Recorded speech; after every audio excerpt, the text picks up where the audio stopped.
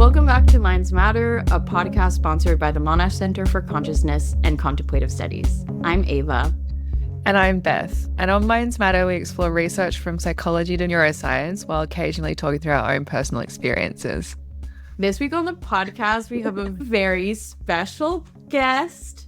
Our guest is currently a PhD student at Monash in philosophy and psychology. We love an interdisciplinary girl, and she has been doing a lot of research on optimism and what optimism means and how we can infuse our lives with more of that, and doing some really cool interdisciplinary studies looking at optimism in animal models, but also doing simulation studies. And hopefully we'll talk about also some perspective studies that might be done on humans soon. And our guest, if you didn't know, is our soon-to-be Dr. Beth Fisher, Elizabeth L. Fisher, if you're on Google Scholar. L? No, isn't it? Elf. No, it's right. So that whenever my papers it says Elf collected the data. Elf, our little elf. Our very own little elf is here today. So do you want to introduce yourself, Beth? I mean, we might have some first-time listeners who don't know what you do, and certainly you don't know what you do as a researcher and not as a podcast maven. Thank you for that very cute introduction, Ava. And I'm super excited to be interviewed. Yeah, so I'm doing my PhD at Monash with Jakob Hovey and Claire Foldy. And before that, I guess it's how I got to where I am. I think I like to tell that story because I think it's nice to know that not everything's just like one straight path of, oh, you just wake up, know what you're going to do and go and do it. Mine hasn't been like that at all. So I started my undergrad at Melbourne Uni, and then I got a 3-week scholarship to go to NYU, and I went and I was like, I just need to stay here. So I just stayed and I studied biology, and I have minors in philosophy and German, which, I mean, I don't really know why I did that at all on reflection. But I was in pre-med and I was going to be a doctor, and I had a professor be like, oh, maybe you should work in hospitals, like in research environments first, because he was a bit worried about how sensitive I was. And he was right, because then I worked in research in New York.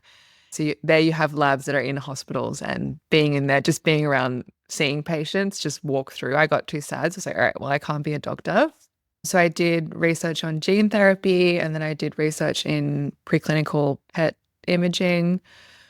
And I was like, I don't know what I'm going to do. I wanted to be a doctor, but that's not right. Will I do a PhD? And I was like, I'm done with research. I'm going to get a master's that will give me coding skills so I can go into tech. And like lots of my life decisions, I decided to do that in Amsterdam because of a man. So I did my master's in brain and cognitive science in Amsterdam. That's where I met Ava. So I'm so thankful for that. And then when I was doing that master's, COVID happened. So I had to go back home to Australia. And I had done a research project on quantum color cognition. So how we can understand how we perceive color through quantum models. And quantum models, it's not as complicated as it sounds. But I was doing that, and then I started a PhD in that. And that's what my PhD started off in. Yeah. And then I had this chat with my supervisor, and he was, what do you want to leave in the world? What do you want to do in the world? And I really only started the PhD because I was interested in this color quantum cognition. It was cool. And yeah, I was like, we're just going to be at home, so I might as well research this for 3 years. And then Jakob had this really beautiful conversation with me about, how I see the world and what I want to do. And when I thought about that a lot, I was like, I really want to help people. And color quantum cognition might not reach that goal. And I did all this reading, and I was like, I want to study optimism. And Jakob's amazing, and he supported me completely changing. And now I'm like the optimism girly. But I just wanted to share all that. It's been a very recent thing. It hasn't been something that I always knew that I wanted to do. I had no computational modeling skills or anything like that. But I just had this feeling that this is a topic that, I don't know, I just saw something in it that I thought it could really help people. And then I've just been very fortunate that my work, I've been lucky to get good results, and it's going well. But yeah, it wasn't a chosen path from early on at all. I didn't know that's what happened, actually. Oh, really? I remember that you were doing the color stuff and then you weren't. I didn't really realize what had happened. And okay, we can talk a little bit more about what optimism is in a second, but we're going to talk about a couple of papers because she's publishing, ladies and gents. But one of the papers that we're going to talk about is like this study that you have where you use a rat model to look at optimism. So just how did that come about? Also for our background knowledge, because was it that you were like, oh, I'm interested in optimism and someone happened to be studying something, or you were like, I think that there's something that I can do with data that is out there? Yeah, so my secondary supervisor, Claire Foldy, she does a lot of amazing rat research with psychedelics. And so we were talking about ideas for things, and she showed me this data set. And I was like, oh, from what I can see from this behavior is it looks like the rats are more optimistic. So it wasn't this, again, it was none of this was all set up or anything. I was like, oh, this, I can see that I think that this is optimism. And then I ran some simulations. Oh, this looks promising, and then worked to fit the data. So I think the lesson behind that is there's so much data out there already that if you can use that. So that, I mean, there's just, especially with animal work, there's so much stuff. And now so much of it is, well, it should all be like open access, or people might have data they did one analysis on and you can do another one. And yeah, I would really recommend, if you're thinking about collecting data, maybe have a think about what's already there, especially in the animal research world when there's so much cool stuff already being collected. Yeah, I think that's good advice because I think people feel that they need to collect their own data, but it really is like one of the most time consuming steps of research. And most data sets, there's so much potential that we're not using it for. So before we get into everything, you said you were like drawn to studying optimism. So what is optimism to you? And what does it mean in your research? And why do you think you were drawn to it? I have my own hypothesis about the last question. So optimism is bias that people have where they overestimate the likelihood of good things and they underestimate the likelihood of bad things. And this plays out in different ways. It means you learn more from good events and less from bad events. And it means because you think good things will happen, you're more likely to do things. Because the chance of divorce from marriage is like 50%. So it's the same as a coin flip, but no one really believes that's our optimism. We're like, no, that doesn't feel right. So then we go off and we get married and we go off and we do things like that because we believe we'll have a good outcome. And this is really adaptive because by going out in the world and engaging in things, not everything will work out for us, but some things will.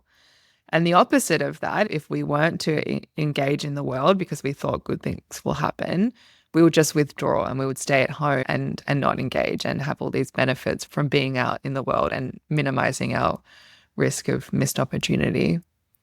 And what's really interesting about optimism is it's seen across nearly all species. So bees have optimism, horses have optimism, like there's so many cool animal work in optimism. So it obviously is this really adaptive bias that we have. And what I think is really interesting about biases, and I think Ava might remember some of my work in the masters was on causal reasoning and how we have errors in causal reasoning.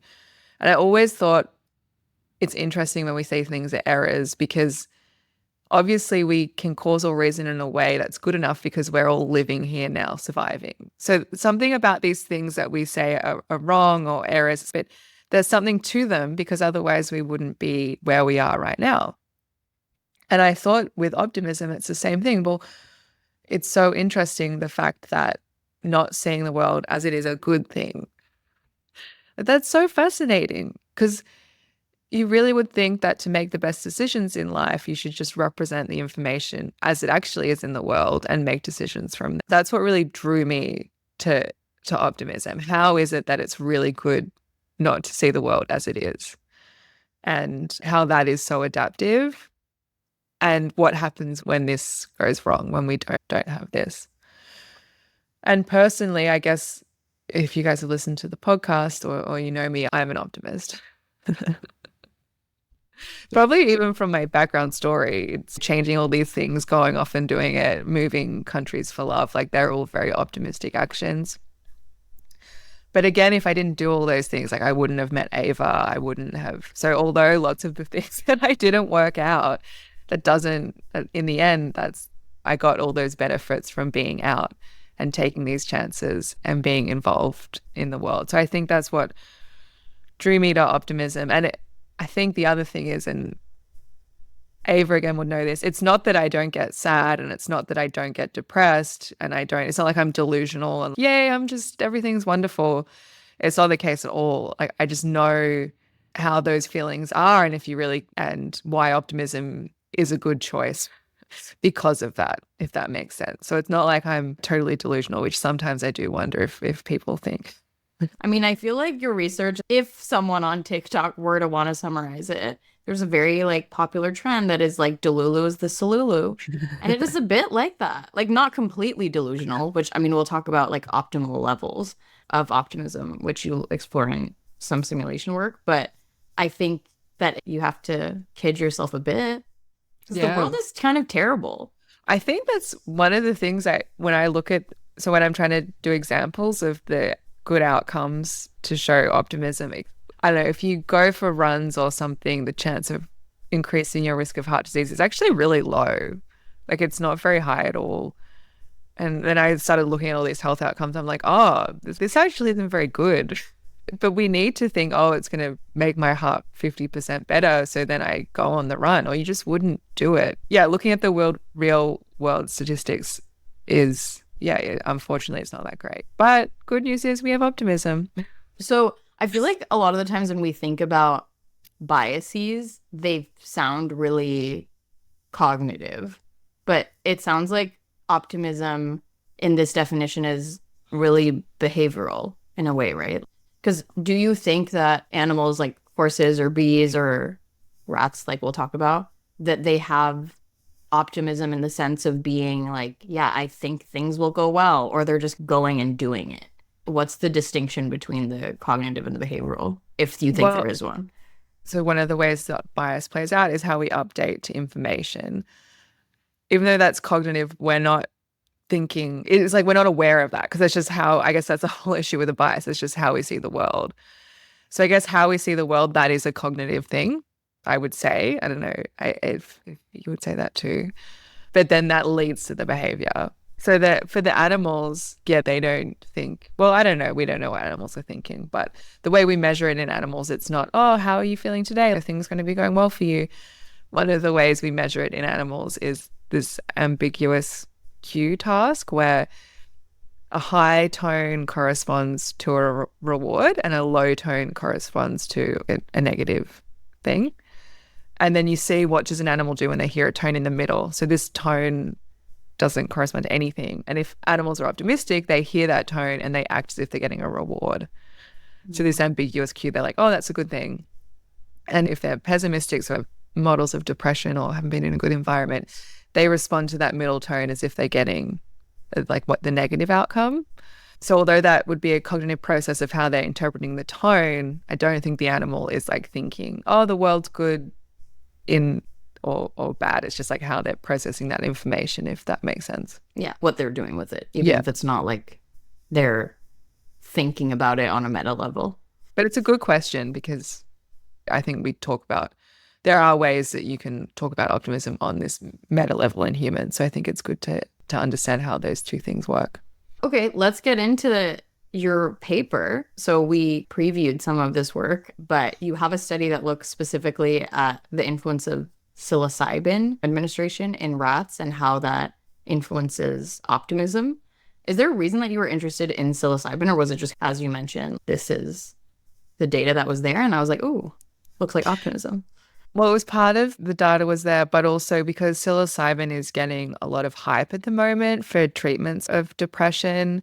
And it doesn't just have to be interventions that are getting a lot of hype, but I was interested in how different interventions that we have, how they might relate to optimism. And there is a few studies showing that psilocybin increases people's more feelings of optimism. So not the way we measured it 6 months after the dose and things. So there was that link there. And what did you do? How did you do this in rats? Tell us all the nitty-gritty The details of nitty-gritty. getting rats to trip and dance. What we did was the rats were given a dose of psilocybin, and they're given a dose that is the same that would be a therapeutic dose if you would go to get this in a clinical setting. And on that day, the rats are given enough, like they would be high, they would get that sense of the trip as we would think about it. Wait, There's can I ways ask you you a can, question? Is this like yeah. a dose down for a rat? I'm assuming, right? Not as Well, much as a human would get in clinical, well, or is it? it's measured by weight. Oh, okay. So the weight, so it's the same percentage Okay. of weight for the rat as it Okay. is for the human, if that makes sense. Yeah, that makes sense. I just was like, Um, damn, they're being wow. charged full. And there's ways you can measure to make sure the rat is like having the high and having the experiences like head twitches and their behavior and things. So they're given this dose, they have this trip, and then we start measuring the behavior 24 hours after the dose. So none of our behavioral measures are when the rat is high. We're looking at the post-acute effects. So this is, okay, after you're given the psilocybin, what happens afterwards? And this is a really important question because if we're going to use these things in clinical settings, it's like, okay, well, after the patient comes into the clinic and we give them the dose, what's going to happen to the life after, which is what we're trying to change. This is like really important to see. So the rats are given the dose, and then 24 hours after the dose, we start measuring their behavior through this task. And what the task was, it was a reversal learning task where the rat could poke on the left side or the right side of this little device. And 10 times they would poke on the left, and each time they would get a sugar pellet as a reward. And then 10 correct pokes on the left would reverse the device to then make the right side rewarded. So what the rat had to learn to do was to poke 10 times on the left and then 10 times on the right and go back and forth. But what was really cool about this task is the device was in the home cage of the rat. So the rat could decide to either engage with the task by poking left or right, or just sit in the cage and do nothing. And if we're thinking about the things that I've spoken about optimism so far, this is a very important element of optimism. Is the individual or the rat or the animal going to go and engage in the task and go out in the world, or are they just going to withdraw and stay in their cage and not do anything? And the reason why the rat might decide to just stay and withdraw rather than engaging in the task is that if you withdraw and it, for the rat in this setting, they're safe. So they have nothing to lose. Whereas if you engage in the task, you can go and engage in the task and get a loss. So the loss is selecting the port and not getting a sugar pellet. So that it's not like a shock or anything, but the idea is it's exerting energy. So it's not a rewarding experience for the rat. So every 10 times Yeah. they get a reward, and it's not a variable reward schedule. It's just each 10 times. Yeah. Okay. And then if they've selected the left 7 times and they get a reward each time, and then they select the right, they wouldn't get the reward because it hasn't switched yet. So is it like, so if they select left 7 times and then the right again, they still need to hit the left 3 more times to get Yeah, a reward? exactly. And we did this for 3 hours a day for 14 days. So this same task they did. And so the 2 weeks in the rat, this is like quite a bit of their lifespan. So there's not an exact translation to humans, but we can think about that this is months after, if we're very in humans, how the psilocybin would be affecting a human if we're looking at how to translate that. So for the behavioral measures of that task, we can see how many rewards the rat got. We can see how many losses they got. And we can see how many times they decided just to stay in the cage rather than engage in the task. And what was really cool about the behavior is that the rats that were treated with psilocybin, so we also have a control group that were given just saline. So that's just an injection of like salt water, and it doesn't do anything for the rat.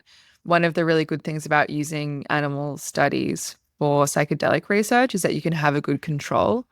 Of course, one of the issues, everyone's probably seen that New Yorker cartoon, so I feel like it's very famous. Oh, I obviously got the control because like all the people who were given the psychedelics dancing around the room. But that's a really big problem. So with rats, it's great because they don't have that awareness of, so you can get a proper control. And so what we found is that the rats that were treated with psilocybin, they are getting more rewards over time. So they're getting more rewards. And when we looked at the behavior, it wasn't because they were learning the task better. It's because they were just deciding to do the task more. So they're deciding to engage in the task more. So this looks like optimism because they're deciding, all right, I'm going to go off, I'm going to go and give this task a go because there's this chance of getting a reward. And the saline rats are more like, no, I just want to stay in my cage and engage less. So I'll get less rewards overall, but I'll be safer. So basically, we have these rats that were tripping. And now, after that experience, we at least see that they're engaging more with whatever task that could potentially lead them to have a reward. What do you think is going on? Like, why do you think that it's having that effect? I guess what I'll do now is talk about the modeling because, you can look at this behavior and you could say, well, this could be a range of things. Like, how do you know that's optimism? So what we wanted to do was look at the mechanisms of the decision-making on the rat. How is the psilocybin affecting that? So we use computational modeling methods where basically we get these equations that represent how the rat's making a decision. And we can look at different elements of that equation to see, okay, well, what things are affecting their decision-making. And what we found is that the rats treated with psilocybin had an asymmetry in belief updating. So what this means is the belief updating is how much they update their model when they get new information. And we found that the rats treated with psilocybin had learnt more from the reward and less from the loss. So they updated more to a good thing and less than a bad thing. And this was super exciting because this is how we measure optimism in humans. So that asymmetry in belief updating and showing how the psilocybin affected that mechanism was like, okay, well, this is optimism. Another thing we found was the psilocybin reduced the loss aversion in the rats. So loss aversion is just say I go out into the world and just say I go to a party and I have a bad time. How much does that affect me? Do I go to a party, have a bad time, and I'm like, oh, it doesn't really matter, I'll go again? That would mean I have low loss aversion because the loss doesn't really affect me. If I go to a party, I have a really bad time and it affects me a lot, I would have high loss aversion because I really don't want to have that experience again. And we found that the psilocybin reduced loss aversion, so it meant that the rat was more okay when they came up to a face of a loss. And this, again, is really exciting because this is something that people with depression who like optimism have. If they go out into the world and something bad happens, it really affects them. So we found that the psilocybin worked on the two different mechanisms of changing the belief updating and reduce the loss aversion. And these findings are consistent with how we would consider optimism. I feel like computational modeling, when you don't know what's really going on, it's like magical because you're just like, we have these equations and then we just have their behavior, but we're able to get all these latent variables just from the numbers. It's amazing. I think it's just a really cool technique for people who are interested in newer methods. Love computational modeling, and all the code and everything is all online. So if anyone's interested, they can go and look at the models and have a go. Yeah, that's great. And I feel like it's really cool to know the mechanism and that it's working on kind of both of these fronts that are important.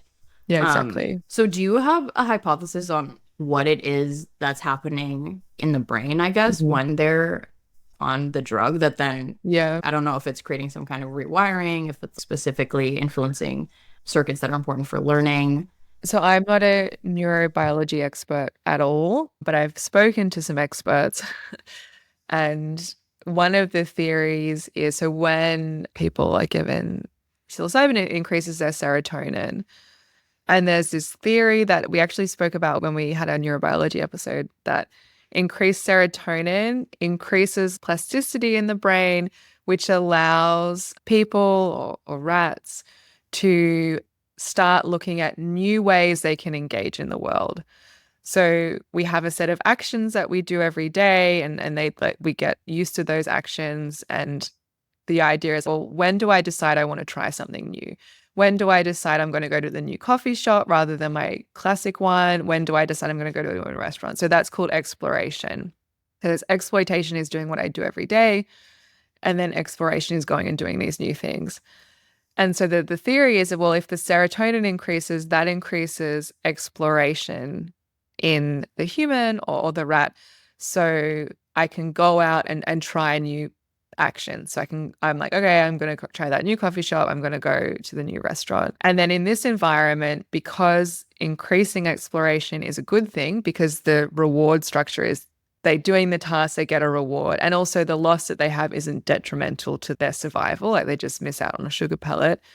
So by increasing serotonin and exploration, the rat is more open to these new policies, actions. That's another word for policies. And then over time, they learn that's a good thing. So then it becomes part of their strategy. So the serotonin allows this increased exploration, which sets up the rat to be able to explore more and learn in this optimistic way. So that's one theory that we have. Okay, speculative question. Yeah. If there were to have been a shock or something involved, or if it were not only are you sometimes getting a sugar pellet, but you're sometimes getting a shock. So if there were like a neutral where they're getting nothing, shock and positive sugar pill, do you think that would have changed things? And can you speculate as to whether, even if something really bad happens, do you think it could persist? So that is such a good question, and a really good question if we're going to think about clinical interventions. Because if psilocybin is increasing this exploration, we need to make sure that the environment the patient is in is one that affords these positive outcomes. So we need to make sure the patient is somewhere where, okay, they're going to, we want them out of this depressive slump where they're just staying at home, and we want them to go out into the world. But is their world going to give them rewards? Is their world going to give them sugar pellets? And lots of people who are in situations where they have depression are not in an environment that will give them rewards. So it's going to be really important, exactly as you said, to look at how this kind of study plays out when the environment of the rat's a little different. So if it was a shock and they keep engaging, like that's not going to be a good thing. And all these questions are really important. And that's what's so nice about the computational modeling is that we can model the environment, we can model the rat or the human and see, okay, well, in what scenarios is this adaptive and what scenarios is this maladaptive, and who is this good for and who is this not good for. Another thing I think is important to think about as well is, so we're saying optimism is a really good thing, but we need to think about the environment that someone is in. Even if we're optimistic, it's not something that's just, we're dynamic creatures, our environments are dynamic. We change things in different scenarios. So you can be really optimistic, but you can also then be in a car accident and know that you're going to have to learn from that negative thing in that moment. So this optimism doesn't control everything and stay at the same level all the time. So it's also questions around that as well. And I think that's the same with lots of elements of how we make decisions. We're not always applying the same models and strategies in every environment we're in. I mean, that we wouldn't survive if we did that. Yeah, that's what I was going to ask too, because you've talked about before how in certain situations, optimism isn't great, not just if you're in an environment where you're subject to actually experiencing shocks or like experiencing some kind of painful experience. But in situations like, climate change, if we're like, I think it's going to be fine. And I know that people in that realm also discuss differences between optimism and hope, where one is more just blindly thinking everything's going to be okay. And the other is like, I think it could be okay, but we have to put effort in. But it sounds like what's really important if you look at these varying levels of optimism, because as you said, maybe it's good to have it be flexible. And is it really that we want there to be a baseline that is relatively high and then that we're able to like flexibly deploy that optimism at different points? Is that something that you can model as well? Yeah. And I think that flexibility in changing, so I haven't modeled that specifically, but I think that's going to be really important. So you have an agent, that's just the word we say for a model in one environment, and how can they change their level of optimism in different environments. That can change how our brain is seeing what context we're in. So there's this idea of changing optimism levels for different environments. And it would make sense that that's the way it works because, yeah, if you're in a traumatic event in that moment, you're not learning from the small good. It doesn't work that way. And then it's good that it doesn't work that way. Yeah, I feel like that would be cool to see in different situations whether this, I mean, even this intervention, whether that leads people or the rats, not the people, to act differently in the environment or subject to a bunch of shocks.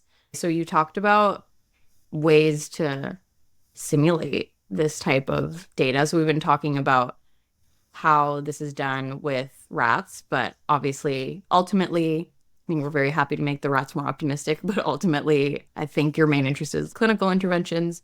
So could you tell us a little bit about how this works and maybe the limits of, which you've touched on a bit, but the limits of actually intervening clinically and how simulations can get around some of these issues before we're ready to go into actually test things on humans?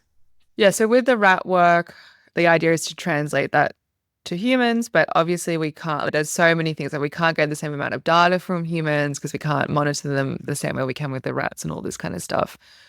But it's really important that we have an understanding to the same level as we do in the rats for humans when we're going to any kind of intervention. And we don't have that with a lot of things that we use. And I think I've spoken about this before, but I really love the field of computational psychiatry, where the idea is that we can understand these mechanisms for individuals and know how different interventions work for them or where are their symptoms coming from.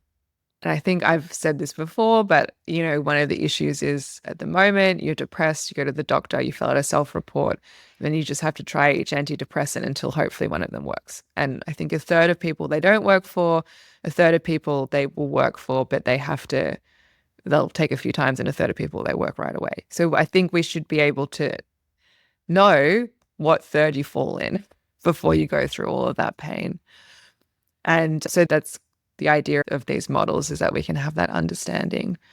And one of the things that's great about modeling is you can run simulations. So a simulation is just writing up how you think these mechanisms are playing out in the brain, so how someone's making the decisions they are, and just running them on the computer, and you can see a simulated behavior. And by doing this and testing this, we can think about what we're interested in and our hypotheses and simulate it before you actually go out and get humans involved. So it's just like this nice check.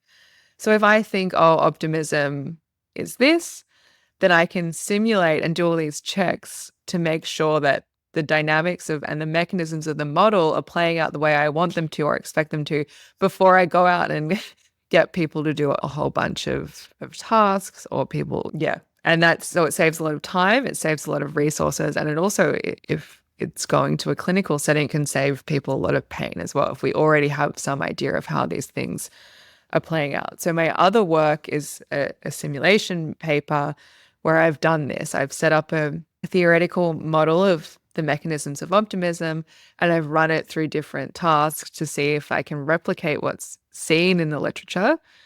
And then if you can do that, you have some evidence that your model is hopefully worthwhile. And then the next step is, okay, well, now I can go and collect data and see how we can actually use this in a clinical setting.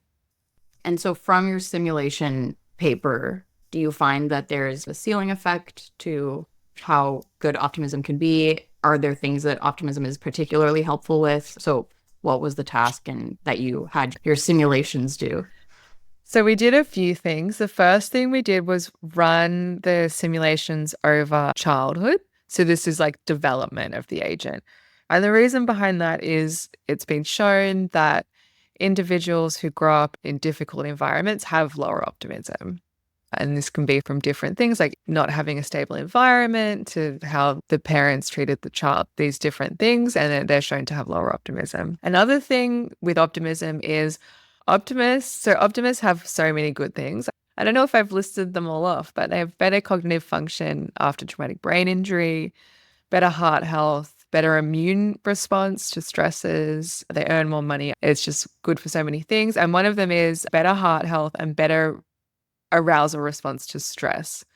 So there's been studies to show if you're more optimistic, you're better at maintaining how you respond to a stressful environment. In this first step of the simulation, what we wanted to do was to see, can we simulate how optimism is lost in development if you're exposed to these negative events? And on top of that, can we simulate the mechanisms of how arousal plays into that? So can we show if you're exposed to a lot of negative events in childhood, you lose optimism, and then you also are not as good at maintaining arousal. And if you're not as good at maintaining arousal, that can lead to like panic, anxiety, all these things. You get the heartbeat racing all the time. You can feel sweaty, that kind of stuff. In this simulation, we found exactly that. So we found that agents who were exposed to more negative things lost optimism over time. And then they had higher arousal outcomes. So they were just more anxious more often. That's what the first study showed.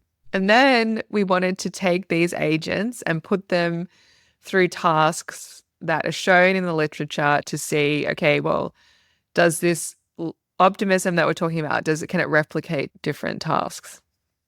Because then our model is grounded in some sort of literature that's already out there in empirical work. And so there's this belief updating task that is used to measure optimism. And so you're given the likelihood of a bad thing happening to you, getting cancer, getting robbed, something like that. And you're asked to estimate, well, how likely do you think that is to happen to you? And then you're told how likely it really is. And you either get good news or bad news. So if I say, oh, my risk of cancer is 10%, but I'm told it's 50%, then that's bad news. If I was told it's 5%, that's good news. And then you're asked to estimate your likelihood again.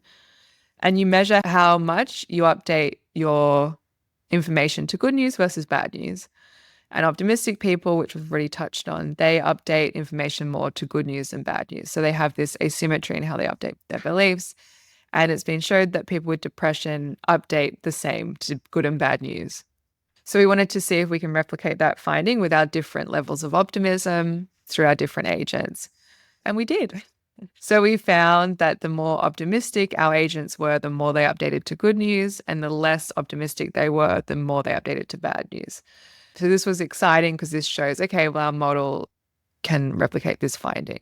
And this is just, in this task, because it's just the updating to good or bad news, we're not actually able to see the adaptiveness of the optimism because it's just this belief updating. There's no real rewards or losses.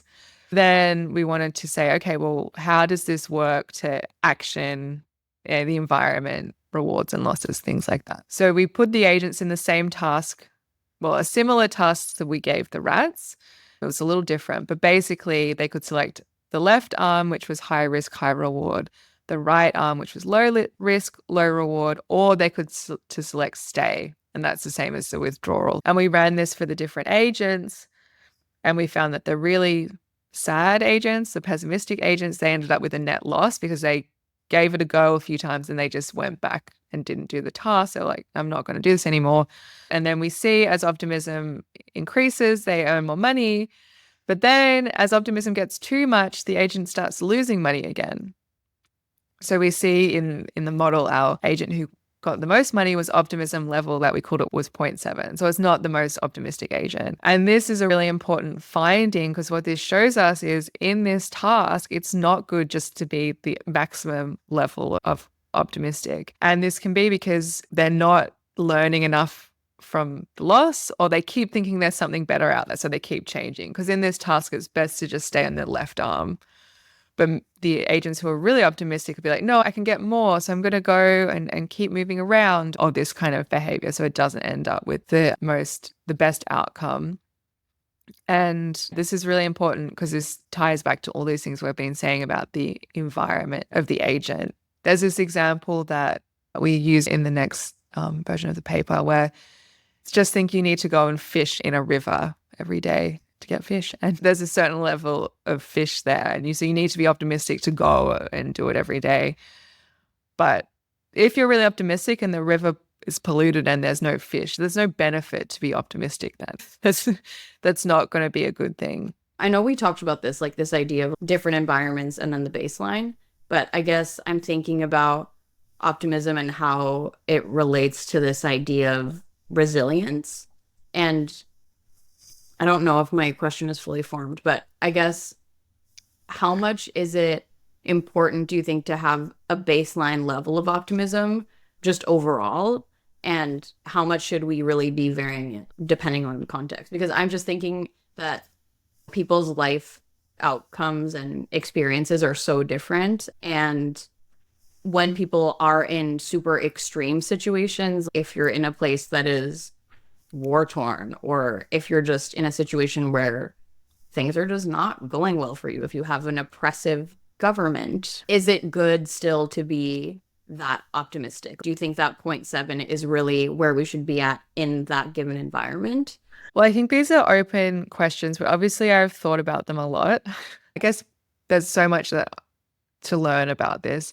So I also, for the example of someone who's in somewhere that is in a war zone, for example, I had said or was thinking, oh, it wouldn't be adaptive to be optimistic in this situation. And then I spoke to someone who grew up somewhere where there was a war zone. And they were like, oh, no, Beth, that's not true. We were incredibly optimistic. And I was like, oh, so it's that I would assume, because I don't have any experience of at all how any of that would feel. And I would assume, and I'm just thinking about my simulations and everything. So I'm like, oh, well, there wouldn't be many rewards, so you shouldn't be optimistic. And then I was totally wrong. That wasn't the case at all from this person that I spoke to. So I think when I continue to do this work and test these ideas, like you're saying, I think I'll be surprised. I think it won't just be like anything. There won't be a clear answer. For situations like the political situation for countries that we're from. So another thing I like to think about is climate change and optimism around that. And another thing about being optimistic is that if you increase how likely you think something is going to be good, you go and engage in the world, and by engaging in the world, you also change the world. So I don't know what the stats are on climate change are right now, but I know that they're pretty grim. If just say, for example, the likelihood of the world being okay is 10%. If we accept that, we're not going to do anything, because it's like, well, there's no point and there's no chance of it improving, and it's 10%, and that's really grim. So then the world doesn't change. No one engages in environmental action. We don't seek solutions. We don't do those things.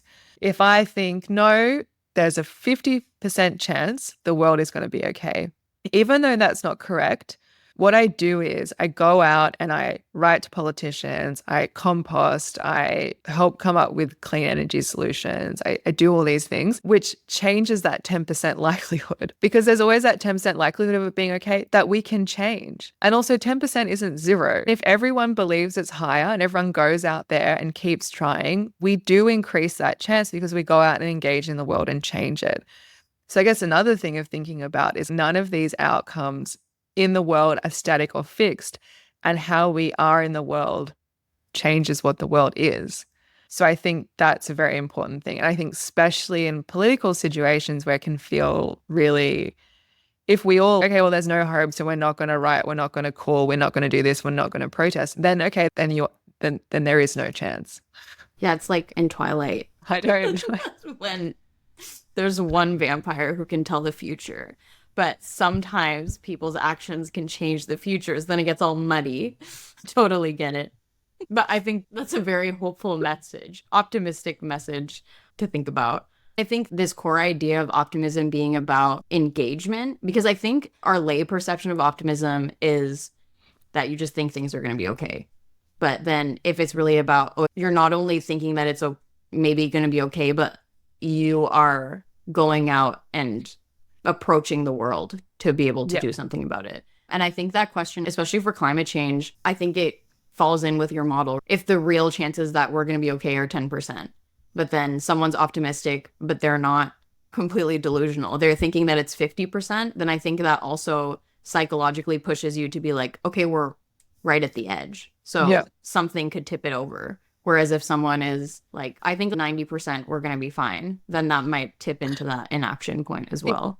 Exactly. There's got to be these different levels. And also that's going to be different for different people. So maybe for someone thinking the world has a 50% chance of working out, that actually they need it to be higher to do something. Like it's not going to be set for everyone. Yeah. It's interesting though, because I know that there's a lot of doomers and pessimists and things like that. Sometimes we have academics come and speak. They're like that. And I also think, well, if I'm going to have a choice about how to live, And I can choose to be pessimistic and think it's all over, there's no hope, there's no nothing, or I can choose to be optimistic. Like I'm going to choose, and I know it's not always a choice, but sometimes in these academic settings and the way people are saying how we should research or think about things, like of course you're going to choose optimism. I think the question of like what is a good outcome is also interesting too, because if it's just that you're psychologically okay, then that might lead people to do different things in the sense of, have you seen that movie Don't Look Up? No.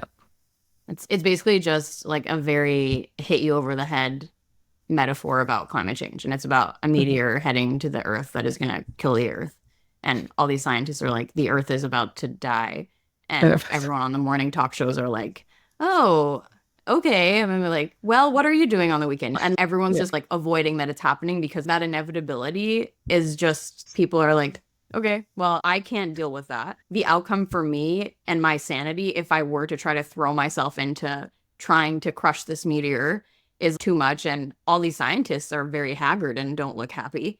So I'm just going to blissfully ignore this. And the outcome overall is that I die. But before I die, I also am like psychologically, at least at a surface level, doing okay. So I feel like that idea of what is a good outcome is also hard to say.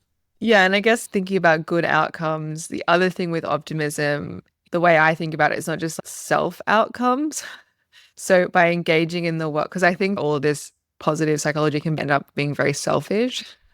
And what's nice about optimism is because it's about this engagement, and optimists have stronger social circles. They're like more embedded in the community, that kind of stuff. I think that one of the elements of optimism is the outcomes aren't just you. It's these other things that is shown through optimists having these better social networks and things like that. And I think that comes through that engagement. And animals are social creatures. They need these social systems to survive, and they're optimistic. And so it's something that's about others as well, not just yourself.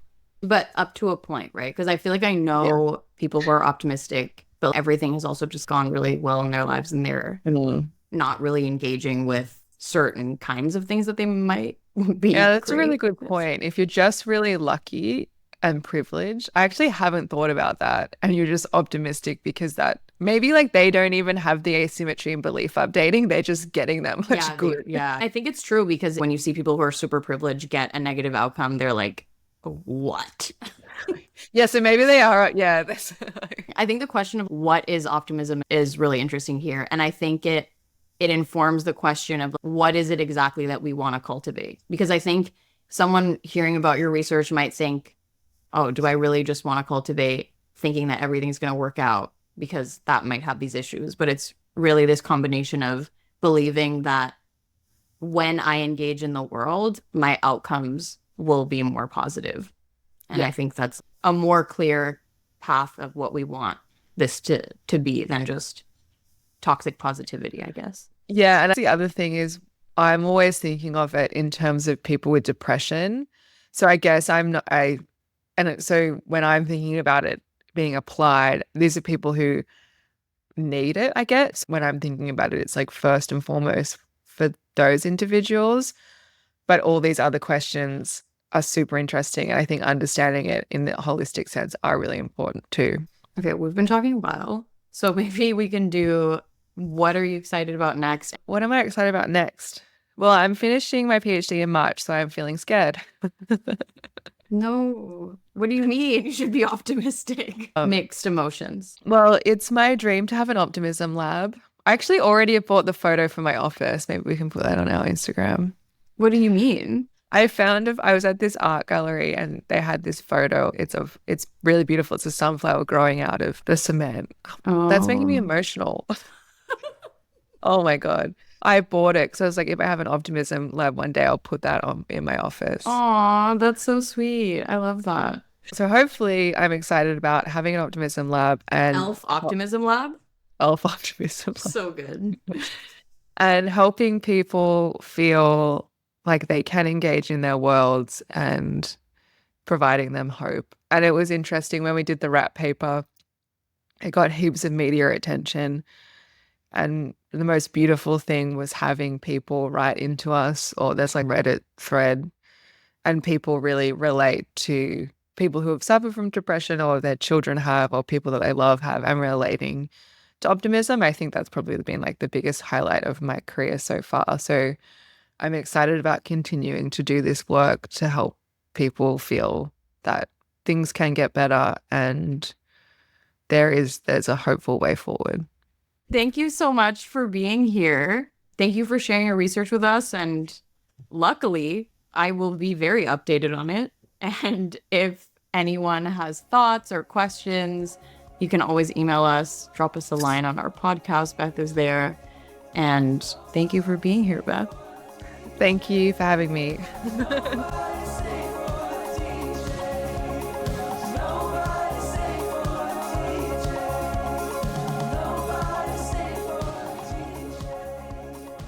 Thank you to Beth Fisher for joining us this episode. Our intro and outro music is Nobody Stayed for the DJ by Glacio. Our transition music is Back for More, also by Glacio. Minds Matter is mixed, edited, and created by Beth Fisher, she's the Australian one, and me, Ava Madasuza. We'll be back in 2 weeks with a brand new episode, but in the meantime, find all our episodes and show notes on mindsmatterpodcast.com.